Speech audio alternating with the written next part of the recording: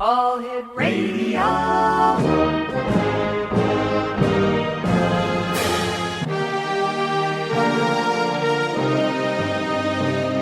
Welcome to the X Zone, a place where fact is fiction and fiction is reality. Now, here's your host, Rob McConnell.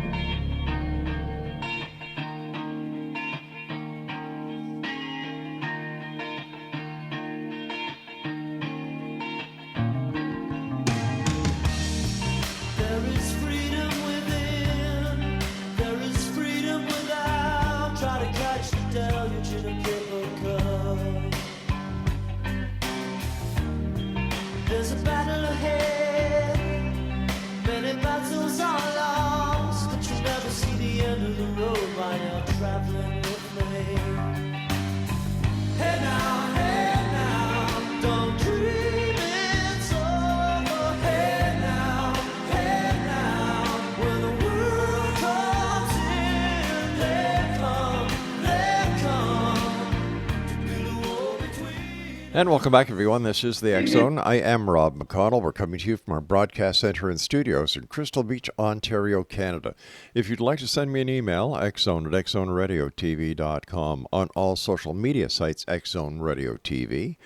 And if you'd like to find out what's happening in the X Zone or the X Zone Nation, visit www.xzoneradiotv.com. And the X Zone TV channel, that is exclusive to Simul TV, at www.simultv.com. Stefania Leone is my special guest this hour. We're going to be talking about Vedic astrology, the difference between Eastern or Vedic and Western, which is the most popular. And joining me now is Stefania Leone. And Stefania, welcome to the X Zone. Thank you so much, Rob. Thanks for being interested in Vedic astrology. Tell me, how did you get interested in Vedic astrology? Oh, good question. Well, do you know, when I was 7 years old, I heard a voice that said I was going to be an astrologer, and actually grew up in the Yukon in Canada. And so started studying astrology from a very early age and took my first exams in Western astrology in 1987 through the Faculty of England. It was a 2-year course, and I went there because astrology was listed as witchcraft in Canada, and there were no schools to go to. And I took my first exams before personal computers existed, 1987. That was Western astrology. And practiced that for 10 years and raised kids and did other things. And then when I was 40, I had an opening to go back to school. And so I had become a yogini at that point, and also went to the first school in Canada of massage and hydrotherapy. So I was also studying Ayurveda at that point. And so everything kind of converged into this Vedic information. And so I went back to school at 40. And Wow. By the time I was 43, I had my diploma in Vedic astrology. What is the difference between This time out of... What's the difference between Vedic astrology and Western astrology? Well, astrology originates in the Vedas, and the Vedas are an ancient, the most ancient body of knowledge in the world, coming from northern India. Before India was called India, it was called Bharat, and that's where we get the Mahabharata and the Bhagavad Gita. This is the origins of astrology, same source as yoga. And this was an oral tradition that came down through minstrels, essentially, and thousands of years later landed in Greece. And 2021 years ago, Julius Caesar created the Julian calendar, which the world is following. And Western astrology is coming from that calendar.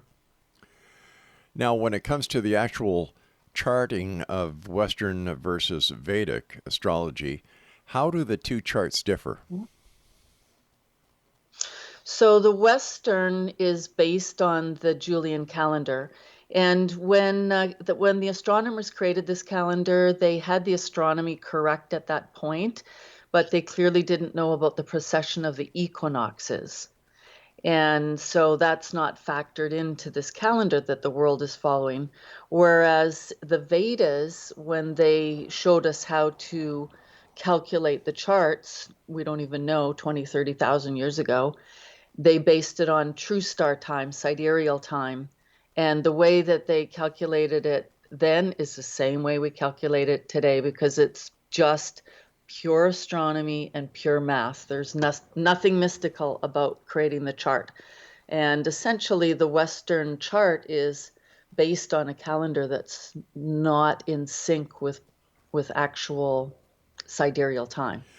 So how would people 20,000 years ago have any knowledge of the stars, the planets, the way the earth moves? How did they know?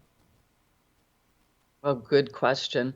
In the Indus Valley, there was a group of people called the Hindu people that lived, and this is way up on the border of India and China and Tibet. I've actually been up there, high up in the Himalayas, and there was a group of people that lived there called the Hindu people, and they never left any weapons. What they left was this body of information in Sanskrit, and which morphed the Hindu people. It morphed into the Hindu religion, and who knows? I don't know. They were able to look up to the sky and know where the planets were and how fast they were moving, and they could calculate the charts then.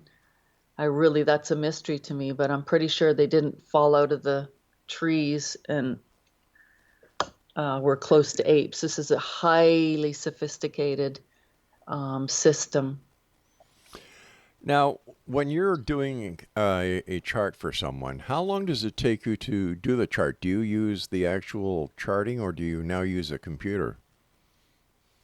Yeah, well, that's a really good question. So when I wrote my first exams in Western astrology, that's before PCs came out, and it was 5 or 6 pages of calculations to do the chart, and we had to do it longhand and then calculate the chart. Needless to say, I bought the very first PC that came out, IBM PC Junior, and I can just press a button and all the mathematics is done instantly. So I do use a calculator, or a computer, I should say. You were saying that the Vedics, this astrology goes back 20,000 years, but 5,000 years ago, history was just starting. So how did they predate history by 15,000 years?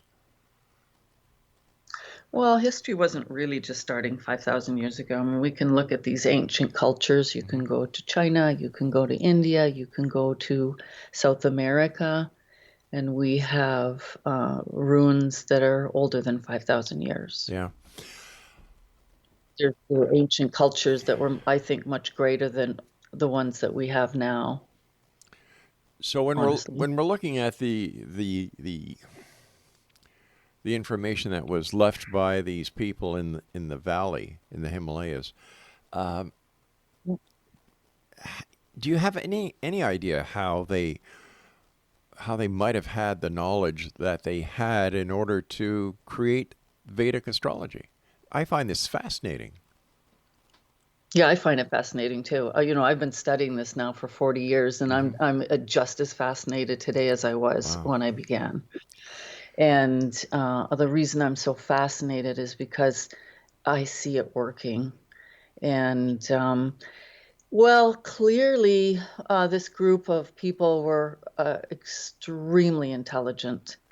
And they say that the Vedas were Shruti, which is Sanskrit for that which is heard. So they say they had rishis who got direct transmission from source. And originally there were 6 Vedangas, or limbs of the Vedas, and 4 of those had to do with sound, and 1 had to do with ritual, and then Jyotisha means the science of light, and this has to do with the astrology, which is a combination of mathematics and astronomy. What they're measuring is the angles of light that are cast off of the planets up from the sun to Saturn and the eclipse points as they converge in one point, and that creates a chart. How they did it without computers, just clearly super intelligent. The astrology that we read in newspapers, how does this differ from the Vedic astrology? You know, everybody gets a newspaper, goes right to the astrology page. I've been told that this is sun astrology? Sure. Well, the astrology that came out of India and then really landed in Greece, it had lost the fact that astrology is meant to be a lunar-based system. It lost the lunar signs, Right. and if you go to India, and you ask them what sign you are, they're going to give you the lunar sign of their moon, which is called a nakshatra. That was lost. And in Greece, we just got the solar signs. I see. And and the explanation is that around the Earth. All right, I'm sorry, I'm gonna have to do this because we have to take a commercial break. Please stand by. Exo Nation, our guest this hour is Stefania Leone, and her website is www.stefanialeone. Jyotishi, is that how you say it? Yep, Jyotishi. Jyotishi.com. And we'll both be back on the other side as we take a very intense look at the fascinating world of Vedic astrology. Don't go away. Don't dream it's over. Hey now, when the world comes in, let come to build a wall between us.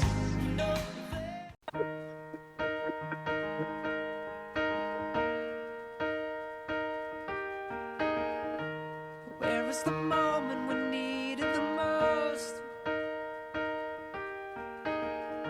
You kick up the leaves and the magic is lost. And tell me your blue skies fade to gray. And tell me your passion's gone away. And I don't need no carrying on. You stand in the line just to hit a new low. You're faking a smile with the coffee to go. And tell me your life's been way offline. You fall into pieces every time. And I don't need no carrying on. 'Cause you had a bad day. You take a And welcome back, everyone. Stefania Leone is our special guest. We're talking about Vedic astrology and astrology in general. And when we're looking at the sky, does the astrology take into account the deviation that some planets take, the difference that they move in and out of an orbit? Yes. That would be called a retrograde phase. And a lot of people talk about Mars in retrograde. What does that mean? So the phenomena is explained best like this. You know, when you're driving on a road and you're passing a train, Yes. a moving train, Yeah. and you're just passing the train, it appears to be going backwards. Mm-hmm. That's the type of phenomena, the astrological phenomena. The effect on us is that it tends to internalize the energy. So Mars, for example, is a planet that is it's a yang planet, so the energy is meant to go outwards. So a retrograde Mars would internalize anger, for example. We just recently came out of several planets in retrograde. Every one of them has gone direct.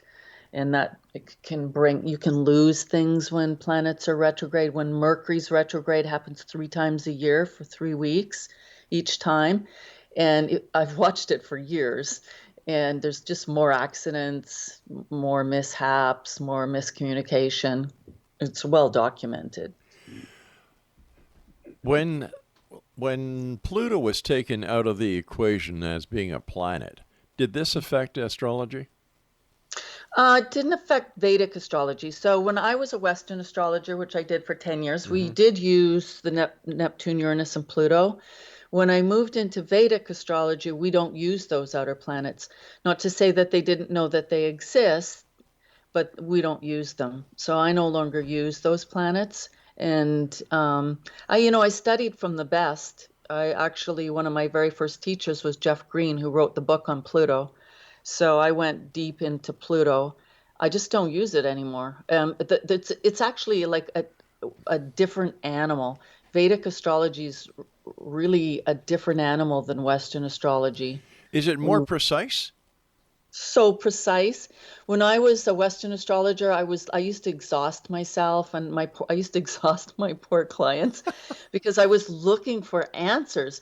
When I moved into Vedic astrology, which took me 3 years to really make a transition, it's seamless because I felt like I hit truth, and so it no longer takes any energy whatsoever.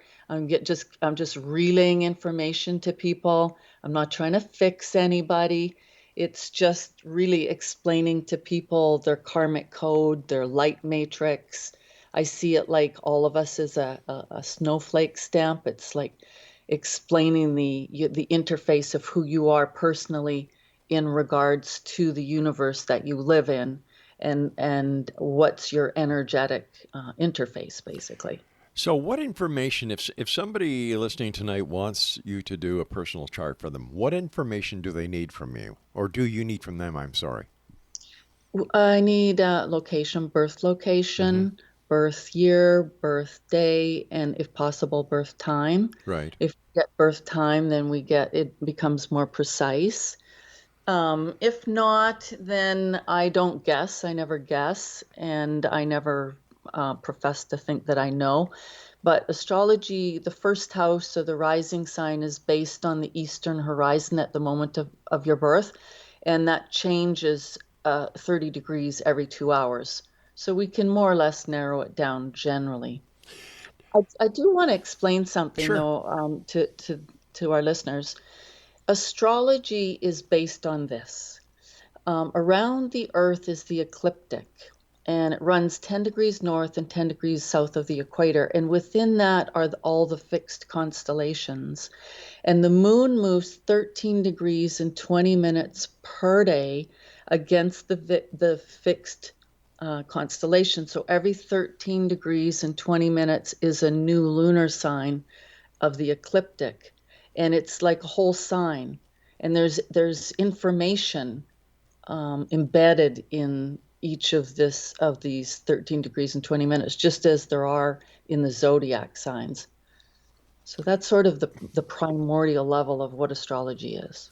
How hard was it for you to make the transition from Western to Vedic? It was challenging. Yes, It was challenging. There was no question. I thought I didn't have to study. I thought I just sort of, because I was very adept at Western, and I thought, no, I'm just going to shift everything into sidereal time and interpret it the way I normally did, but it didn't work. And suddenly people are like, no, it didn't work. And so it took a while. I went hardcore. I studied intensely and wrote intense exams through the United States, the American Council of Vedic Astrologers. I actually went on to, I served 2 terms on the Council of Vedic Astrology in the U.S., even though I'm not American. And I was given honorary degrees from India also. So it was challenging because it's in Sanskrit, and it's a different way of thinking and a different way of interpreting. But like I said, it became seamless. It was like I hit the word in Sanskrit for truth is satya. It was like I hit truth. Now you say that Sanskrit is a different way of thinking. Can you give us some examples? Well, first of all, yoga. Everybody's practicing yoga these days, and that is coming from the Vedas. And Actually, yoga comes from the Sanskrit word yug, which means to yoke.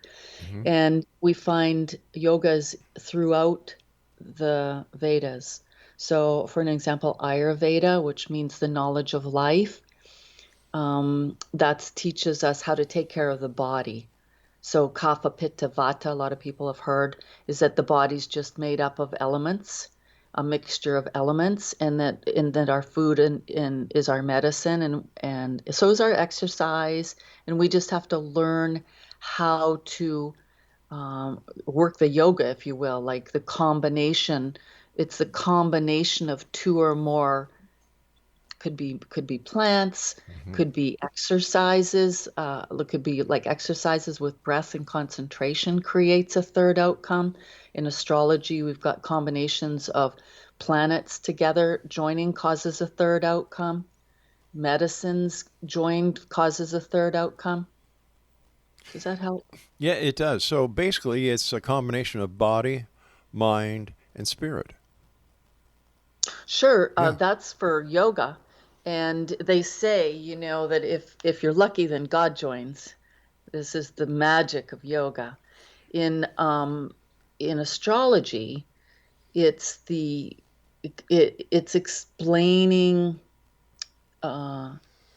your or each person's individual vehicle, if you will, energetic vehicle that you're living through on a day-to-day basis, and then how that interacts with the planets that are constantly moving. Constantly moving. I see it for those of you that are skiers. I spent 30 years in Whistler, raised my kids there, and it's like the light board. It's like this is the science of light. So we have some kind of light coding that links us to the planets. And when the planets hit that certain location in the ecliptic, it activates a light coding within us and activates a karma. There's that word, karma. Uh-huh. What goes around comes around, yeah. As what comes before. We live in a universe of cause and effect. Yes. So, karma, according to the Vedas, we bring karmas with us from past lives, and that we can see in the chart, and that we work off our karmas. And so the karma is what comes before, and dharma is what we create. So the goal would be to clear off our karma and then be conscious enough not to create any more negative karma through positive dharma. You and I have to take our news break at the bottom of the hour. Please stand by. And Exonation, Stefania Leone will be back with me on the other side of the news as we continue here in the X Zone from our broadcast center at studios in Crystal Beach, Ontario, Canada. Now, don't forget, Exonation, my favorite new radio station is available around the world online, and that's Classic 1220. Classic rock, classic talk, classic station. www.classic1220.ca. This is the X Zone. I am Rob McConnell. Don't go away. We'll be back after the news. Where is the moment we need it the most? You kick up the leaves and the magic is lost. Tell me your blue skies fade to gray. Tell me your passion's gone away, and I don't need no carrying on. You stand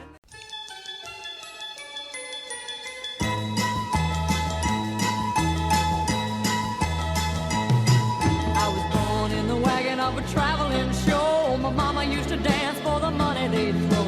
Papa would do whatever he could. Preach a little gospel. Sell a couple bottles of Dr. Good. GMC's tramps and thieves. We'd hear it from the people of the town. They'd call us GMC's tramps and thieves. But every night all the men would come around and lay their money down. Stefania Leone is our special guest this hour. Exonation, we're talking about Vedic astrology. And Stefania, is Vedic astrology so exact that anyone who has studied Vedic astrology would give the identical reading to the same person? For example, if I went to you and gave you the information, received a report, then went to another Vedic astrologist, gave them the same information, they gave me a report, would the two reports match? They should. Really? Absolutely. Yeah. Yeah. They say in the Vedas, the Jyotishi, it's the science of light, and it answers big questions like, who am I? What is my purpose? What's a good profession? Is this a good relationship? Is this a good time? And those are questions that we answer. The Jyotishi is just meant to be a clear vessel to transmit that information. So the Jyotishi is meant to be a fairly evolved person, so there should be no greed, no jealousy, no envy, nothing like that. Just pure transfer of information. So how can Vedic astrology help people in their daily lives? Oh, so much. The reason that I have come to this is because I have a really curious mind, and I'm deeply interested in metaphysics and quantum physics and healing and the human body. And I look up at the universe and I think, well, what am I doing here? Who am I? And the only source that I've ever found that gives me peace is this information. And so it helps us understand who we are and how we're connected to this universe, what kind of karmas we're living out, our strengths, our weaknesses. And then I do a lot of relationship work because we can also look into other people's charts and see what the interaction is. And then it's helpful because we can see where another person's coming from. And for example, somebody's Mars might be conjunct your sun, so they're going to activate you. And versus a Venus might be conjunct your sun, which is going to be a different kind of an activation point.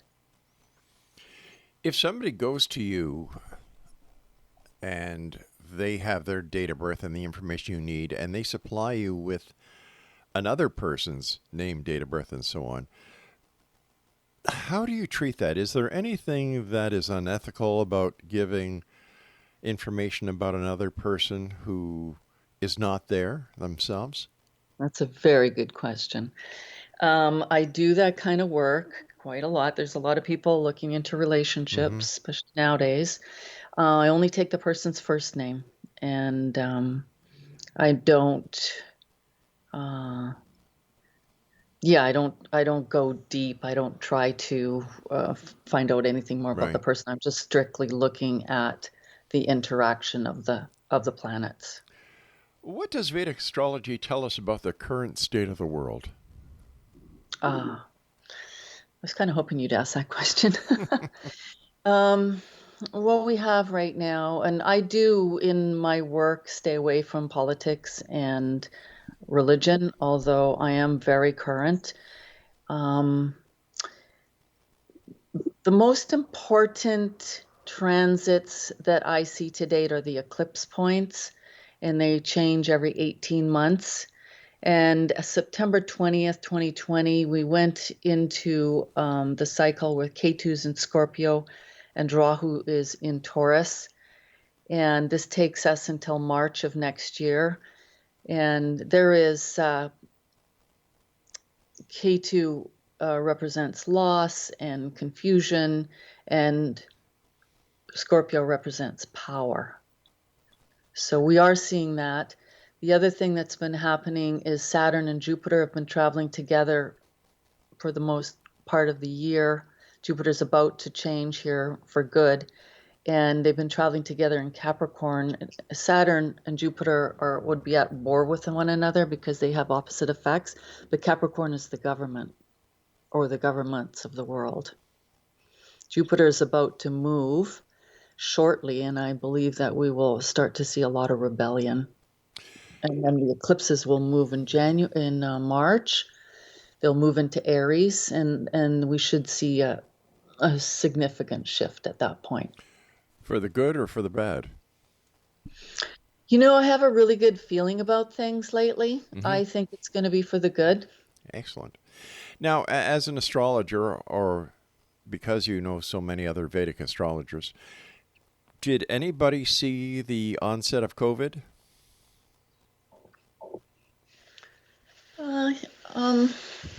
I think yes. I don't really. I sort of a little bit insulated. I don't hang out with a lot of Vedic astrologers. I don't really follow a lot of Vedic astrologers, but I think yes, it was seen that would be something coming along. Did you see it? No, I didn't. But I was actually living in the U.S. When this all began, and I just started to pay very close attention to alternative news, and I've watched very closely since then. The one thing with K2 is it creates secrets and hidden secrets. Such as? Well, COVID. COVID stands for Certification of Vaccine ID. And the SARS virus has never been isolated, so that's a whole other subject. Do you believe that COVID was man-made or man-manipulated? Absolutely. What gives you that impression?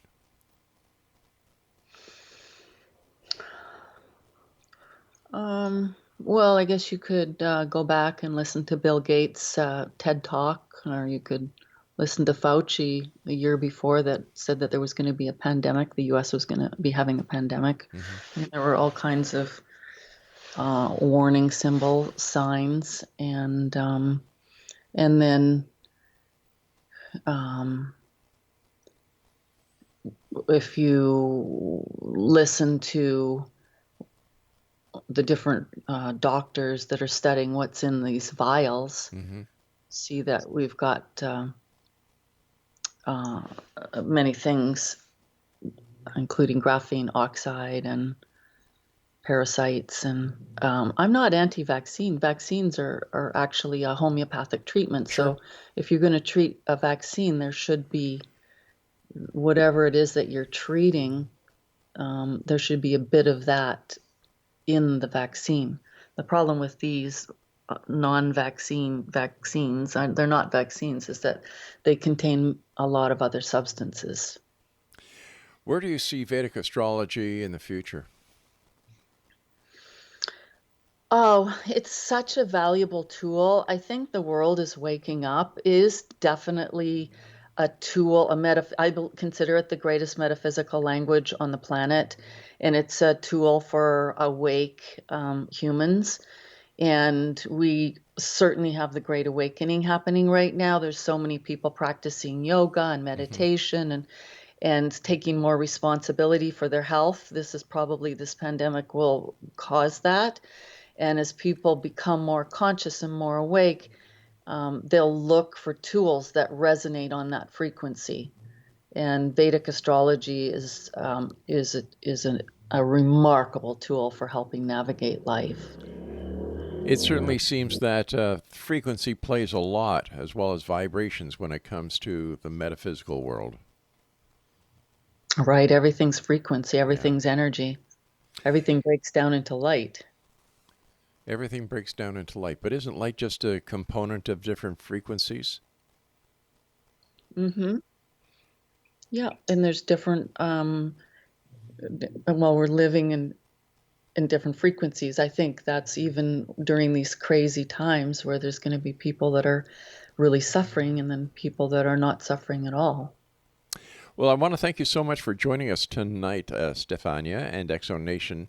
we will be putting Stefania's website up on our website. So we've been talking about Vedic astrology. Very interesting. I'll be back on the other side of this news break at 6.5 minutes past the top of the hour as we continue here in the X Zone from our broadcast center and studios in Crystal Beach, Ontario, Canada. If you'd like to send me an email, xzone at xzoneradiotv.com, on all social media sites, Xzone Radio TV. And for all the programming available to you, 7/24/365 on the X Zone TV channel, please visit simultv.com. And don't forget X Zone Nation, my new favorite radio station, and I'd love to share it with you because I love classic rock. I love classic talk. And there's only one station that I have ever found that has that, and that's Classic 1220, their website, classic1220.ca. Your little gospel